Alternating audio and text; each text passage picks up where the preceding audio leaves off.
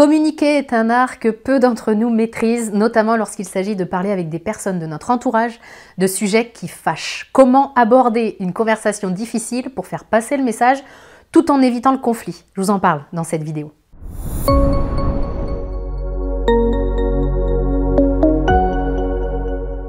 Bonjour et bienvenue dans cette vidéo, mon nom est Nathalie Martin, je suis coach en éveil de conscience et j'accompagne depuis 2013 les personnes qui n'ont plus de temps à perdre pour prendre leur place dans leur vie et créer une vie qui les nourrit et les inspire. Si ce sujet vous parle, vous pouvez tout de suite télécharger gratuitement mon guide 10 conseils pour une vie heureuse, vous trouverez le lien dans la description qui accompagne cette vidéo.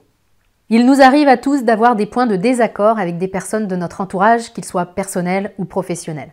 Et lorsque c'est le cas, on peut adopter plusieurs stratégies. La première consiste à ne rien dire, à ne pas exprimer notre opinion ou ce que l'on ressent. Je suis certaine que vous avez déjà utilisé cette stratégie, moi aussi, et je pense que comme moi, vous avez pu vérifier que ce n'est pas forcément la meilleure. Parce qu'il y a alors des non-dits, on refoule ce que l'on pense, ce que l'on ressent, et que ça va s'accumuler pour mener dans la plupart des cas à une détérioration de la relation, voire à sa fin. Vous l'aurez compris, ce n'est pas l'option que je vous propose aujourd'hui, ce n'est pas celle que nous allons explorer dans cette vidéo. Nous allons choisir une autre option que celle qui consiste à se taire. J'ai nommé avoir une discussion courageuse. Alors elle porte bien son nom parce que c'est clair qu'il faut avoir du courage pour mener une conversation difficile. Parce qu'on sait que bien souvent cette conversation va nous amener à nous positionner, à prendre notre place, à affirmer qui nous sommes, à vivre des émotions compliquées, voire même à nous exposer au jugement de l'autre. En gros, elle va nous exposer à tout ce que nous redoutons le plus bien souvent. C'est ce qui fait que beaucoup de personnes essayent d'éviter à tout prix ce type de discussion parce qu'elles ont peur de créer le conflit. Ce qu'il faut bien comprendre à mon sens, c'est que fuir ce type de discussion, ça n'évite pas le conflit. Pourquoi? Parce que dans un premier temps, effectivement, on va peut-être éviter le conflit avec l'autre personne concernée. Mais on va avoir un conflit intérieur. Parce qu'au fond de nous, on a envie d'exprimer ce que l'on pense et ce que l'on ressent. Et on ne suit pas cet élan intérieur. On ne comble pas ce besoin de nous exprimer.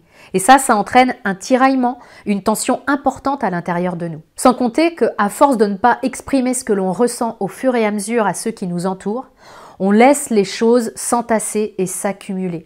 On prend alors le risque d'exploser pour un détail. Parce qu'à un moment donné, il faut bien que ça sorte tout ça. On peut alors arriver à un conflit encore plus important que celui qui se serait éventuellement produit si on avait exprimé notre ressenti dès le départ. Alors maintenant, clairement, à mon sens, l'idée, c'est pas d'improviser une conversation difficile. Ce type de discussion, ça se prépare si on veut qu'elle porte ses fruits. Parce qu'évidemment, je ne vous parle pas aujourd'hui de vider son sac en mode « tu verrais, je lui ai dit ces 4 vérités ». Parce que là aussi, je pense que vous avez pu le vérifier, ce type d'échange revient à faire perdre la face à l'autre, à vider notre poubelle mentale sur lui. Et c'est clairement pas ce type de conversation qui arrange les choses et qui améliore les relations. Ceci étant dit, passons maintenant aux étapes importantes pour mettre le maximum de chances de votre côté pour qu'une conversation difficile porte ses fruits. Ce que j'entends par « porte ses fruits », c'est qu'elle soit efficace, que vous puissiez délivrer votre message et qu'il soit entendu afin que la situation puisse s'améliorer, c'est quand même le but. Étape 1, sortir de l'émotion. La plupart des gens qui ont un désaccord à exprimer le font sous le coup de l'émotion. C'est non seulement inefficace, mais c'est surtout contre-productif parce que lorsque nous sommes sous le coup d'une émotion, nous ne sommes pas en mesure d'utiliser toutes nos capacités.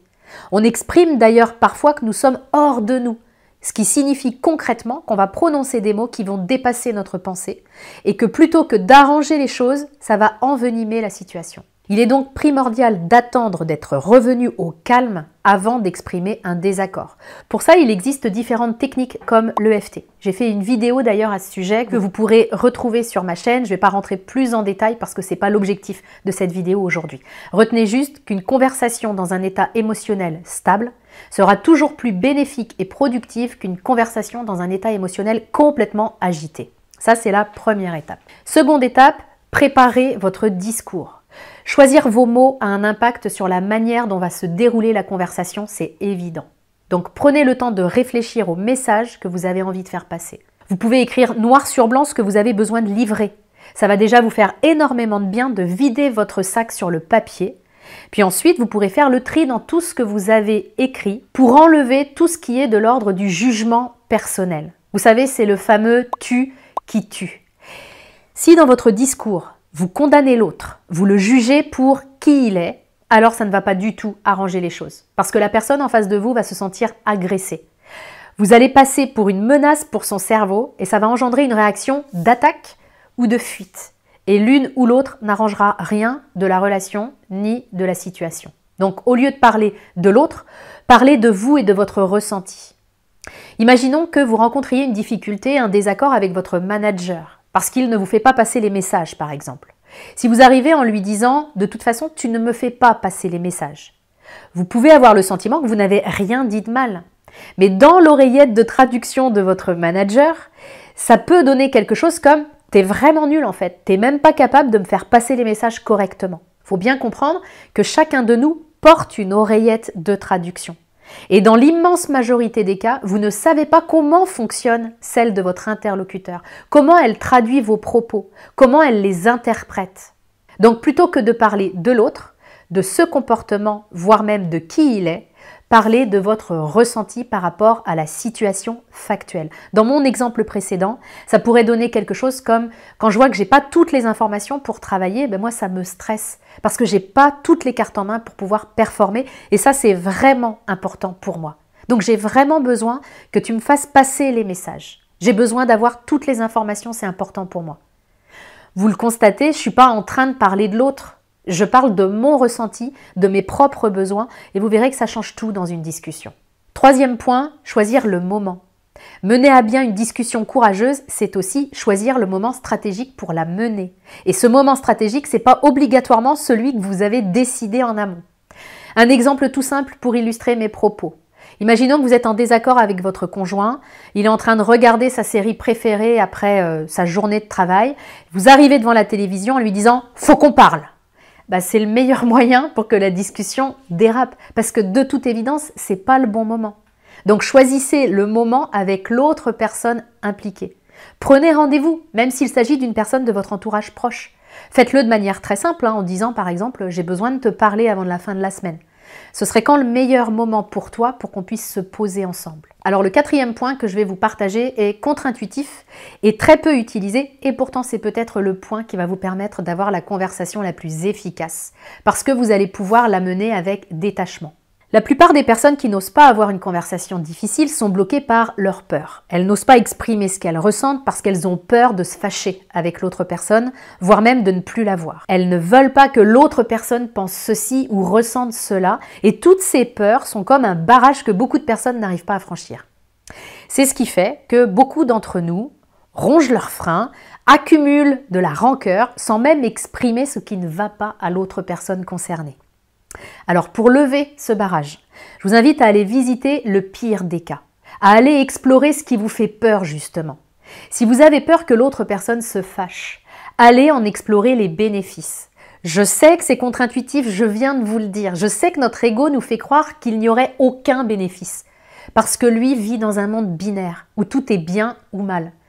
Mais ça, c'est très mal connaître la réalité de chacune des situations qu'on rencontre. Chaque médaille a son revers. Chaque situation a son lot d'avantages et d'inconvénients, comme je vous le dis souvent, y compris ce que vous redoutez le plus.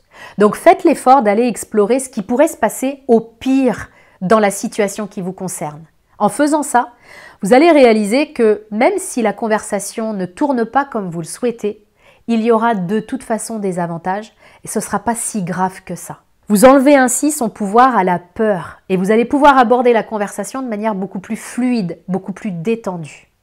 Cinquième étape, vivre la conversation en conscience. Les 4 premières étapes vous ont permis de vous préparer à avoir cette discussion. Vous êtes au calme émotionnellement, vous avez choisi le moment, vous avez choisi vos mots et vous êtes prêt au pire des cas. Donc maintenant, vous allez pouvoir vous concentrer pour créer le meilleur. C'est le moment d'avoir la discussion courageuse et je vous invite donc à la vivre en conscience. En conscience de quoi? Tout d'abord en conscience de l'autre, parce qu'il s'agit d'une discussion, d'une conversation et pas d'un discours ou d'une conférence. C'est-à-dire que votre interlocuteur, il a le droit d'intervenir. Il n'aura certainement pas la même opinion que vous et ça ne voudra pas forcément dire qu'il a tort. Ça signifiera juste que vous n'avez pas le même filtre de perception, cette fameuse oreillette dont je vous parlais tout à l'heure. Vous êtes différents. Vous avez des valeurs différentes, des blessures différentes. Donc vous n'avez tout simplement pas la même manière de percevoir le monde et la situation sur laquelle vous avez un désaccord. Acceptez-le ça. Laissez de l'espace à l'autre pour pouvoir vous répondre et interagir. Alors il se peut évidemment que dans cette interaction, vous ressentiez des moments de grand inconfort. Vivez-les aussi en conscience. Et si vous sentez que ça commence à s'agiter à l'intérieur de vous, portez toute votre attention à votre respiration. Faites en sorte de respirer calmement. En faisant ça, vous allez activer votre système parasympathique qui est chargé de vous apporter de l'apaisement immédiatement. Parce que comme nous en avons parlé au début de cette vidéo, si vous êtes chamboulé émotionnellement, vous n'allez plus être en pleine possession de vos moyens et vous avez besoin d'être en pleine possession de vos moyens pour pouvoir mener à bien cette conversation. Donc, portez une attention à votre respiration et si vous sentez que ça ne suffit pas et que vous êtes perturbé émotionnellement, interrompez la discussion d'une manière vraiment paisible. Vous pouvez simplement dire que vous avez besoin de prendre du recul et que vous reprendrez cette conversation un petit peu plus tard. En faisant ça, vous gardez la maîtrise de vous-même et donc de la situation. Les 5 clés que je vous ai partagées sont extrêmement efficaces si vous voulez mener à bien une conversation difficile. Maintenant, je vais vous en donner une 6e en bonus. Je vous invite à prendre de la hauteur. Il nous arrive à tous de vivre des situations difficiles, d'avoir à mener des conversations courageuses. En même temps, si je considère que chacune de ces situations compliquées est une situation isolée, je peux passer à côté d'un enseignement important pour moi et pour mon évolution. Donc, si vous vivez une situation difficile aujourd'hui, qui vous fait vivre des émotions compliquées, prenez juste du recul pour vous demander si c'est la première fois que vous vivez ce genre de situation. La première fois que vous vivez ce type de ressenti dans votre corps, ou si c'est quelque chose de plutôt habituel pour vous. Si c'est la première fois que vous le ressentez, les clés que je vous ai données suffiront à pouvoir améliorer la situation. En revanche, si vous vous apercevez qu'en fait cette sensation dans votre corps, c'est quelque chose que vous connaissez bien, parce que ça fait des années que ça revient régulièrement, que la situation que vous vivez aujourd'hui, qui est une situation peut-être conflictuelle, vous la connaissez bien, parce que vous l'avez déjà vécue à de nombreuses reprises dans votre passé. Si c'est le cas, vous réaliserez que les circonstances changent, les acteurs impliqués sont différents, mais qu'il y a un point commun à chacune de ces situations et un seul point commun, c'est vous. Alors l'idée, c'est absolument pas de culpabiliser, mais de se rendre compte des schémas relationnels et émotionnels que nous répétons dans notre vie. Si vous vous apercevez que c'est un schéma que vous rencontrez, alors un travail plus en profondeur sur vous vous permettra de sortir de ces schémas à répétition. Si vous voulez entreprendre ce travail beaucoup plus profond que ce que nous pouvons faire évidemment par l'intermédiaire de mes vidéos, envoyez-moi un message sur mes réseaux sociaux et nous verrons ensemble comment je peux vous accompagner à transformer votre vie pour le meilleur. Je vous mettrai le lien direct vers ma messagerie dans la description.